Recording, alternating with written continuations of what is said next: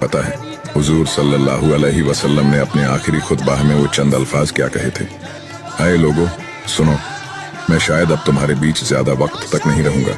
जो भूखे हैं उन्हें वही खाना खिलाना जो तुम खुद खाना पसंद करते हो। गरीब लोगों को वही कपड़े देना जो तुम खुद पहनना पसंद करते हो।